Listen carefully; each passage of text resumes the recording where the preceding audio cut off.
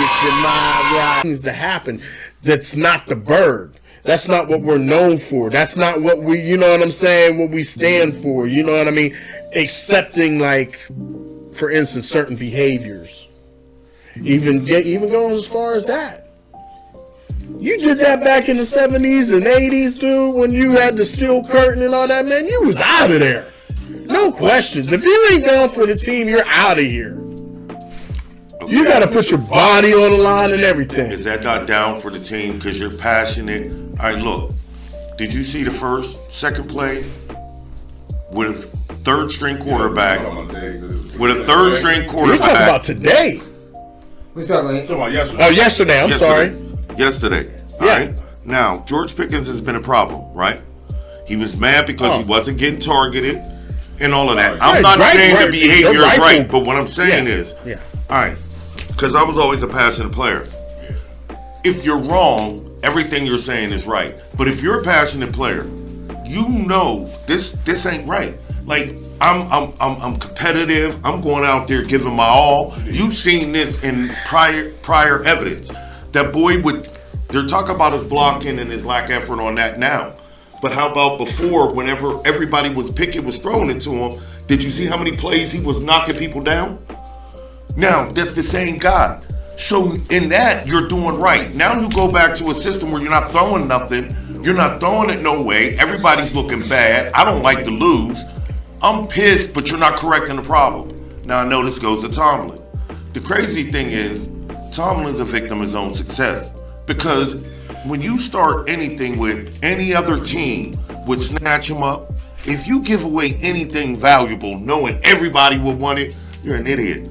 This is his first losing team. He's had the tenure and he's never lost. The first time the man looked bad, he's still got a winning season though. No, he's not in a losing season right now. No, that's what I'm saying. Yeah, he's still in a winning season. How are we talking about getting rid of a coach that's been here 16 years and ain't never had a losing season, and every season we had a chance to be in it, even when times when we really were starting, we were the only team left out. The whole AFC was put in the AFC picture. So at what point where we were leading the AFC, now what are you, basically mad that the underdogs became the favorites? Yeah, but now that they start breaking down, I told you so. Yeah. See, look at this bandwagon. Hey, you're never going to make it. Yeah, I see you get ready to do it. You fooled us. You took our hopes. And listen, be real, we're being gone. Pittsburgh mentality that all Steelers fans have had ups and downs and shit throughout the years with that mentality of we're hard on our players, we're hard on our quarterbacks, we're hard on our coaches. If we lose, we want to win. You know what I mean? Everybody want to win. But the bottom line is we had a bad year of players not respecting the coaching staff and the organization they belong to. That's where I was in mind, and we had a bad year of coaches not reprimanding their players into shape where they need to go ahead and respect those values. Right. When it boils down to it, you know what I mean? We wasn't playing as a unit. Everybody was playing as individual signed players. It wasn't everybody's talent put together. It was everybody's talent whenever they got the time to get the ball, whenever you passed it to me. Pickens had a hell of a fucking game the other day. You know what I mean? Where was that team at? Bottom line is, I said this about 3 weeks ago. They needed to take Trubisky out and put Rudolph in. I said that. Ask KT. I said that shit 3 games ago. They didn't do it the first game. They didn't do it just right after Pickens got it. They didn't do it the first game.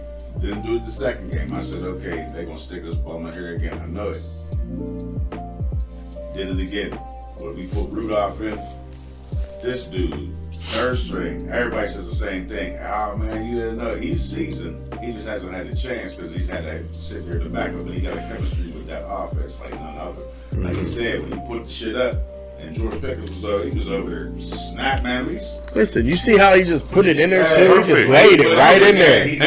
He's a different. There's different types of quarterbacks. There's quarterbacks that know timing, and there's quarterbacks that know the timing of their receivers. Now you might know the timing because each receiver is going to be different. Right.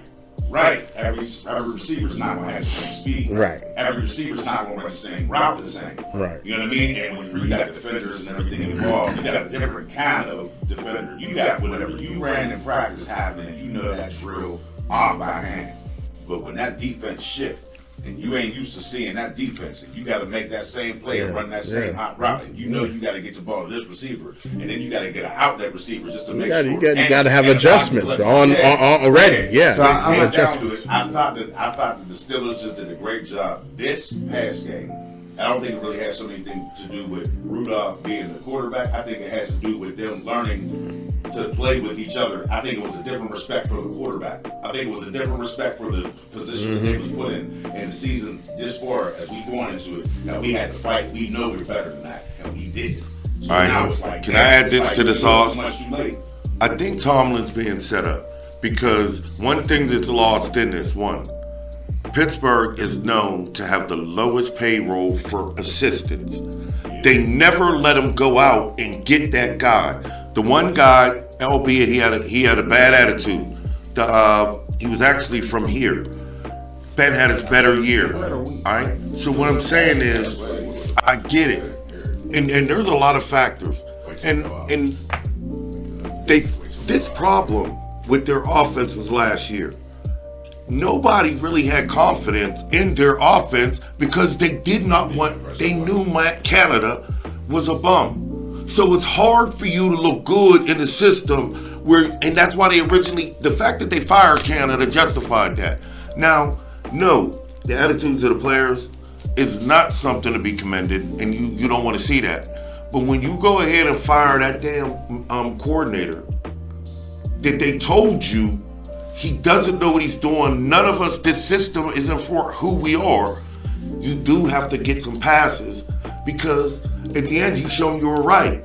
And you had 7 or 8 games that you had to look bad or try to be amazing to look good in a system that don't even fit you. Listen, I'm gonna ask a question real quick, and I'm being educated. You gentlemen are educating me. And you know what I'm saying? You guys saying that his worst year was 50-50.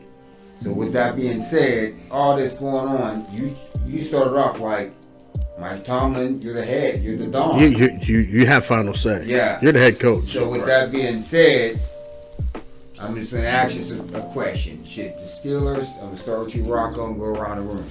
Should the Steelers move on or try to, or stick it out with Tomlin? Like, this is what I'm saying. It's, okay, Tomlin, the reason I say Tomlin because he's the head coach. Like I said, he has the final say. You as the head coach, it's not easy being the head coach. Let's start that. You know what I mean? Because you got to know players. You got to know all your players' mentality. You got to know what's fitting into your scheme, what kind of scheme you want. Like, there's so much involved in being the head coach. You understand what I'm saying? But at the end of the day, if you took on the job of a head coach, you got to know which direction you're sending your team in. So you're saying yes? It has to fall on him because even if it was Matt Canada, you should have took care of that. You knowing, hey, this ain't the offense I want, dude. But yeah, you keep doing it week after week after week. Yeah, 4 weeks. Then now, who? As a head coach, I'm the one waiting too long to make the decision, bro. And it's business, right? So bottom line, you saying that Tomlin should be replaced? No, I'm not saying that he should be replaced. But what I'm saying is it was his final say that fucked everything up. Okay, you could point the finger at Matt Canada because he's the head coach. Our offense ain't going nowhere. He should have known that. That's not which way he wanted the offense to go. If I tell this offensive quarter of mine two times, like, this ain't the direction I'm trying to go, dude. Well, then I gotta cut this dude. I gotta find my replacement and have my offense running the way that I need it to run. Yeah. My players, me as a head coach, I know my players. I know exactly how they act, whether they're immature or mature. I know all this shit about my players. This is my team. So I know how his ego goes. I know if he has an ego. I got to keep everything in control being the head coach. You understand what I'm saying? So I know if he got an ignorant ego, I got to feed to his little ignorant ego sometimes. That's all. He wants to throw a temper tantrum, let him throw in one or two games. But I will correct him. Hey, we can't be doing this all the time, man, because I don't want none of these other players thinking they can do the same fucking thing. Yeah, you gotta pull that shit. Yeah, you know what I'm saying. So that's what I meant with it. Yeah, that's what I meant with it. My fault. I kind of ate that time up, but No, I would absolutely not fire Tomlin. I know that Art Rooney was the guy that was there when he hired him. I know he died, and Dan Rooney's there. So if I'm looking at a guy that always picked his guy, it did seem a little odd that you would hold on to somebody unless you had to. That man has been set up for failure by the brother that took over that wants to get him out. Because anytime you got public sentiment for a coach that went to 2 Super Bowl winning one and was 1 or 2 away in 16 years, the longest tenured coach, never had a losing season, the first time you got a hiccup and you've been clamoring for 5 or 6 years, for him to be going when he was winning. Duck Hodges, remember that guy? Yeah. 4th string guy off the practice. Playoff run. How are you not a great coach when you lose 3 quarterbacks and you bring a system around that guy?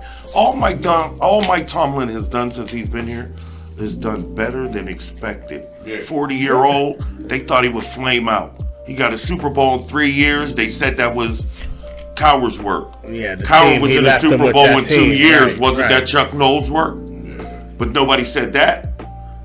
Cowher, let's just call it what it is. That man came in. No white man, as a coach, would be clamored if no losing season would ever even be speaking about firing him. They did not want his longevity as long as Chuck Noll. They thought he'd be gone. Because it doesn't even make sense that you would want a guy gone that ain't never lose and you've always had hope in 16 years running. No. Listen, this is the whole thing I'm saying. Tomlin is a great coach. That's not one thing. Like I said, he got the best record of having the most wins and out of the coaches in Pittsburgh. Oh, yeah. And not only that, at that time he was the youngest quarterback. I mean the coach too. You know what I'm saying? That's cool. I totally agree with that. I just think that Tomlin, because he's in the position he's in right now, is the fall guy, but he is responsible as far as his responsibilities for the coaches. I mean, the coaching staff and the players. It is his final say, but I do believe, just like you said, to that point, new Rooney is definitely gunning for him. So he's looking for a reason. So all it took was just a little bit of political reason. I believe it got some shit to do with it too, yep. You know what I mean? And statistically, you look like you are not doing your job.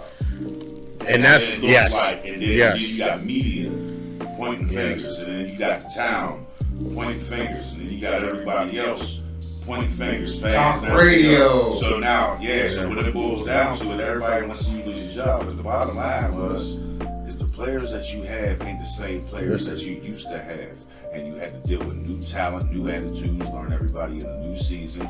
You got a new quarterback, you got new receivers. You got all this shit that you're working with right now with a young talent. But you old in the game, you got an old school way of coaching, and they ain't following that.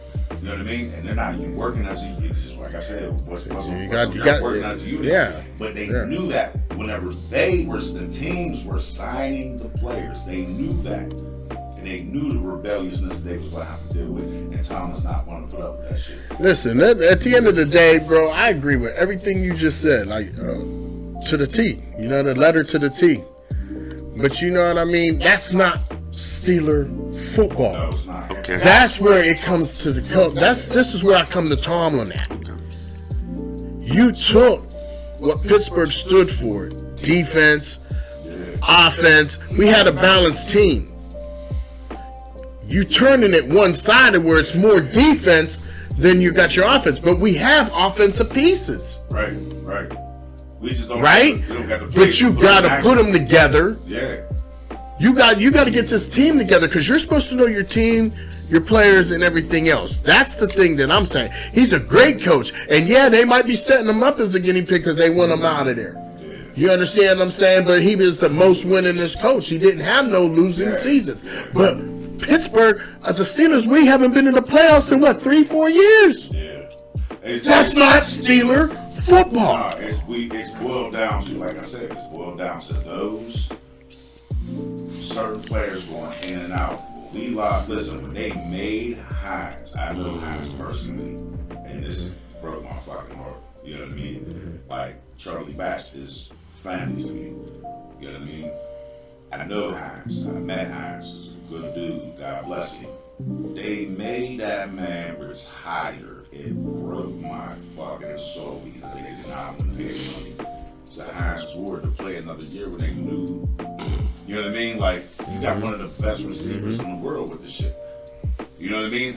Defense on an offensive blocking note, and you know what I mean, receiving high, like he's about to be inducted to the Hall of Fame, and then they turn around and say that he might get outdone because the other two receivers, you know, others. It was coaching calls like that that had me like. You know, I got you there, but that was bad timing because in the wing you have Mike Wallace, Emmanuel Sanders, and AB.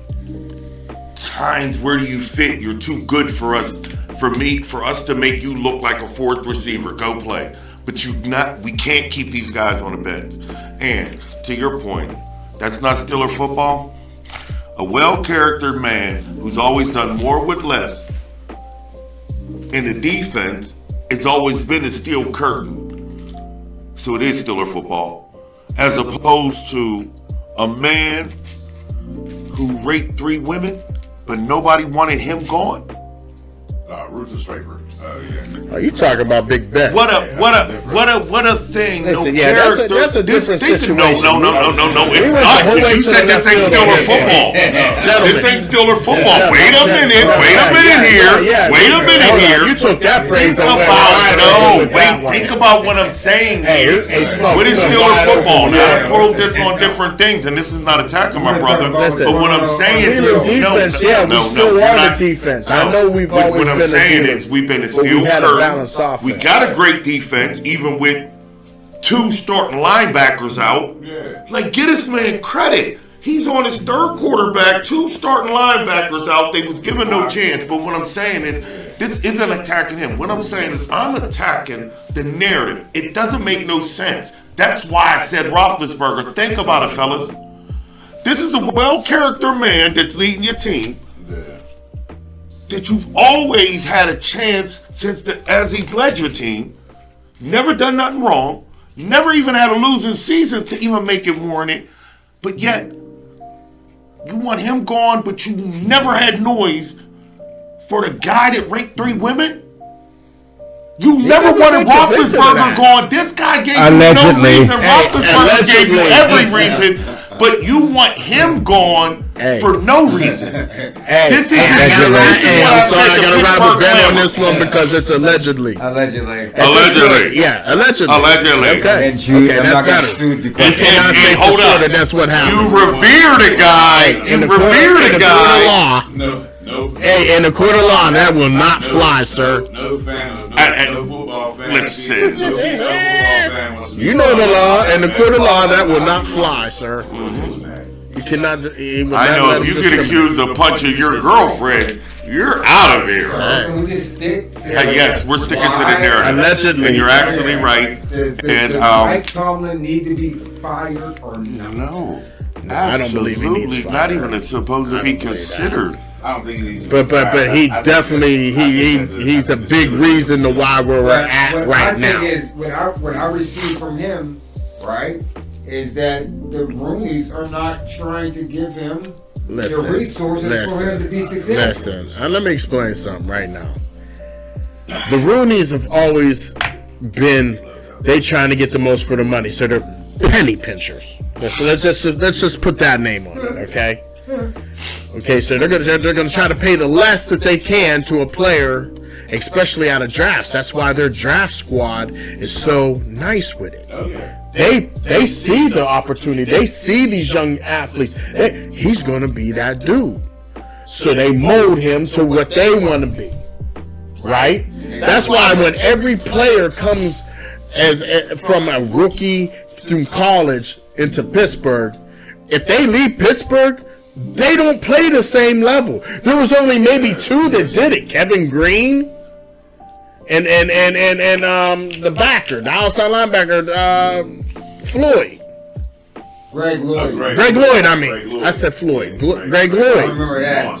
But no, when he left, though, he went to another team and he was still a fucking monster. He fit that scheme. Was it a Chad Brown? But then when you try to take him because this is just a good outside linebacker, it depends on what schemes they're used to running too, because that's what makes the player. San Antonio was my perfect example. Like, he was dope. All right. Can I throw this out there? I think one of the things that makes a Steeler player is the inability to be able to explain it. And they came in all shapes and sizes. But Troy Polamalu was totally different than a Ike Taylor. Was totally different than a Clark Hagan, a Jason Gilden. You had a Kendrell Bell, a LaVon Kirkland. Then you had your Chad Browns, your Greens. Then you had your look. They told the boy failed at Butler. That's why Baltimore. That's why I loved. Was another good example. I loved Harrison because when he failed. left Pittsburgh, he was still that monster. Harrison goes down in history, and he failed in his first season. We picked him up. This boy goes down in history. Would you say he was a Steeler player? But when it turns out, James Harrison, Joey Porter, when you look at it, a Steeler player exudes that desire to get it done, no matter what, and work well with the ones around them. That's a Steeler player, that heart, that there's no excuse. Listen, when I come here, you know my name. We're going to get there and get it done. You know my name. You're going to remember me. I'm going to come here now. If you didn't know now, when I leave, who was that hit me? Or you might not remember. One of the two. I'm going to make you remember or make you forget. That's the thing that makes you a Steeler. But one of these hits, there's going to be an interruption of whatever you was before. Bow. No doubt. He looked great out there. He did. Who? Connor.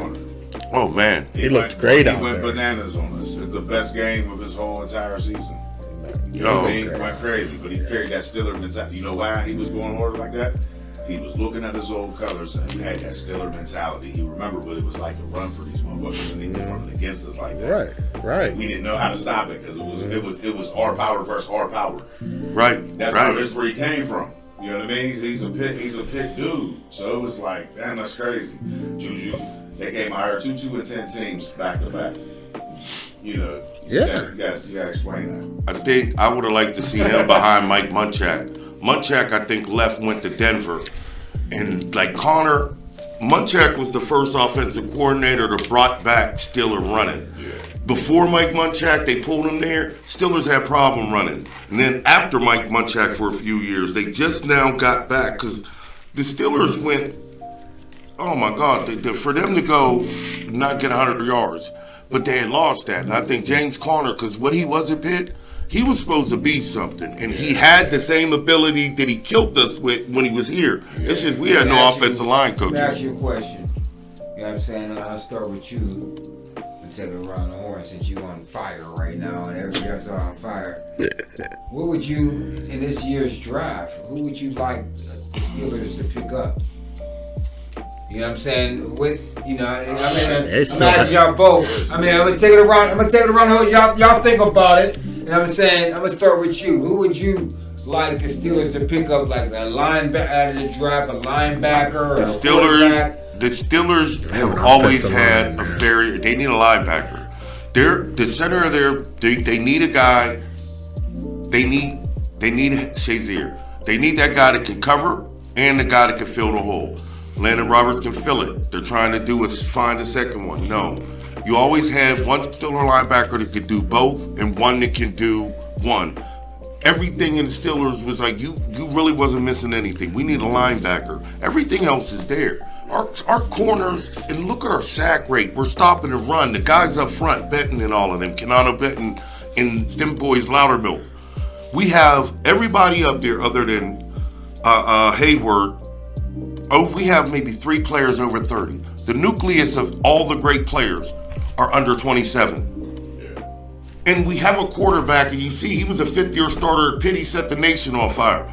That means he needs to just get comfortable. What you had is a guy that set them up for failure. All they need is a linebacker, maybe get a receiver that can do the third or fourth, but I would just get a linebacker and get a lineman.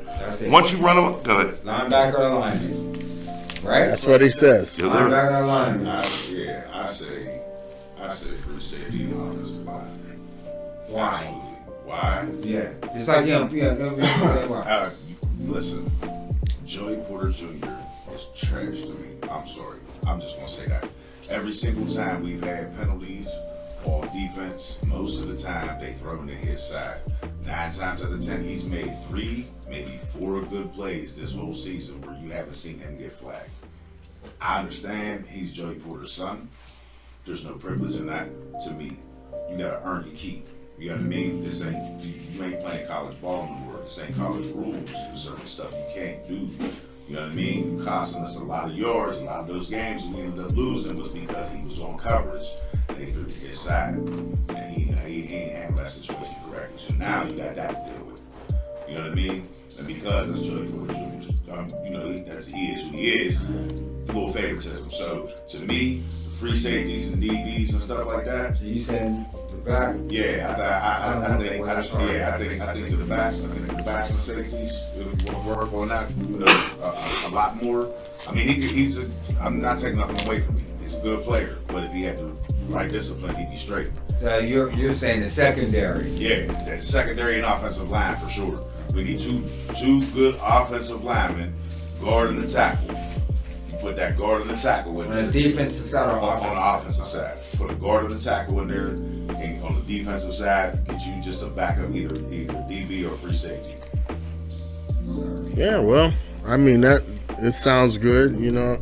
Like me, both of my players are coming from the offensive line. I don't tell you why, because our defense is they're good enough as they are to do it right now. With the players and pieces they got when we're all healthy, they got the players. That defense is there right now. You understand what I'm saying? As far as Porter's young. You give him another year, 2 years, his whole defensive scheme is going to be so different. Mark my words. He's going to know exactly what it is, how these professional receivers like to push off, all that stuff. Drew said he's going to learn all that shit. He's still young. You know what I mean? But coming in as he is, I think he's doing a great job. You're saying Porter probably needs a little bit more seasoning. Yeah, he just needs seasoning. He just needs a little bit more season. He needs a little bit more time in that pocket. You know what I'm saying? But I would go with 2 offensive, and I'm going with both offensive guards. I need my right offensive guard and my left. This is who's going to protect my quarterback. That's what you want. When they set up a pocket, these are the guys I need to be there. Give my quarterback that time. So in the draft, when they go out there, I mean, I'm looking for offense. Say the Pittsburgh Steelers takes. I'm all offense this year because we always do defense. We always do defense. Always. Because that's what we are, right? But our defense is good right now. Even the bench, to be honest with you. I mean, no, we don't got that. Ray Lewis is a linebacker right now, but listen, we got all the other pieces. We got Hayward on the line, so you got to get past him first on that line. If you can get through there, we got even the mediocre linebacker can stop that. So I mean, it's a consensus going with y'all. Yeah. This would say we need line. Yeah. So that's where I'm saying. Line. But he's saying we need an offensive line too. I'm saying we don't need to work on our defense. He might believe 2 defensive players that we need. He might believe 1 defensive and 1 offense. I believe both offense because I believe our defense is, you know what I mean. But we can do it. You all agree that Tomlin should not be fired. No, I don't believe he should be fired, but he definitely where we're at. Because of some of the decisions he's made. Let me ask you a question, Max. Overall. Does he just need to get a better staff around him? Is that the thing? Is his staff? At the end of the day, he has everything to do with the final say on that team. Who's where? Who's your offensive coordinator? Who's your defensive coordinator? Who's your equipment manager? Anything. Like, he has the final say on all that. All right, so that's where I come in with there's a big part of it. What do you guys think is preventing him from being successful? He definitely needs the right assistant coaching staff around. He got to step up to the plate, grab his nads, show him that, hey, I'm the head coach. He's not as stern and persistent as he used to be. But listen, he's not assertive like he used to be. Right. So I think the respect level was a little bit gone. It is. And he's more or less like, y'all gonna fuck up y'all career. I'm close to retirement. Right. Yeah. Oh, okay. You know what I mean? So it might be, he might got a case of the fucking. Where's his drive at? You know what I'm saying? As far as you know what I mean? But I believe he's a good a good head coach at the end of the day. But a lot of where we're at today is because of his final say. Yeah. I probably, if I ever had a chance to work at the Steelers, it's gone now. I think you're seeing the difference, like I said. It's almost like if a new owner comes in, he wants to have his own GMing, his own quarterback. Well, that's a new owner. Yeah. You know what I'm saying? And his other brother ran it a different way, and that was Tomlin. And I just don't see it any other way. And just for him to succeed, listen, look at his coaches now. Look at that talent on that team. It's almost impossible for you not to succeed, regardless of where we see the flaws. But I think all of us agree, like, that's a talented team. Mm-hmm. And now, just don't anybody even know who the coordinator is, which is something in itself. Because look at the success they're having. You don't even know. So that's a no-name being plugged in there, and all it needed was him to have the shackles taken off of him. If they would get out of him, if you're going to ask the man to make the meal, get the hell out the kitchen. Let that man prepare his meal if he's going to be responsible for the flavor and the if you're going to cut him for how it tastes, get out the kitchen and stop giving them suggestions. Because you see what Omar Khan did coming in, the trades and everything.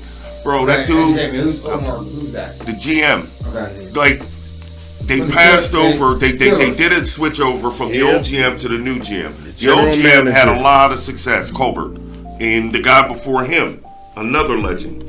Okay, Omar Khan came in, both guns blazing, filled in every gap. He switched over because we had the guy that just came back, Miles Jack. He was supposed to be a starter last year. He traded out two starting linebackers, and plugged them in. Went and got everything we got. And Joey Porter Jr., he wouldn't even have fell to us if it wasn't for his knee. So you think of a dude that had speed that broke his knee. The mentality coming back from having that knee injury, take a couple games to even trust yourself. Imagine Joey Porter with a year in and confidence. And he's going to get some speed back that he's just coming back from the injury that you take a year to get back. He's going to be bigger, faster, and stronger. That team has another corner on that got hurt at the beginning. Runs a 4-3 out of like TCU. His team is built. Even with the young linemen, there's another one out of Alabama. They're stacked. They're stacked everywhere but linebacker. And then they just lost 3 safety, but when they come back, you got Dante Casey and all of them. Mm-hmm. So the Steelers is stacked everywhere but 2 positions. Offensive line and linebacker. And you better get you somebody other than Mitch Trubisky in case Kenny Pickett go down. Listen, I'd feel safe, like, to be truthful, like Mason played a good game, you know what I mean? But that's one game, right? Okay. All right, so he's hot off the bench. Mm-hmm. Okay, he played a hell of a game. He did what he had to do. But I'd be comfortable with any quarterback back there as long as you can give him some time to get that fucking ball off. And to me, that's coming from the offensive line. I need 2 guards on my right and my left side, so when he steps up in that pocket, I know he's going to have that time. Yeah. You got some seasoned motherfuckers up in there. Shocked because, I don't really, follow football, but my thing was, just out and about, hearing, just need a new quarterback. I was like, you said that.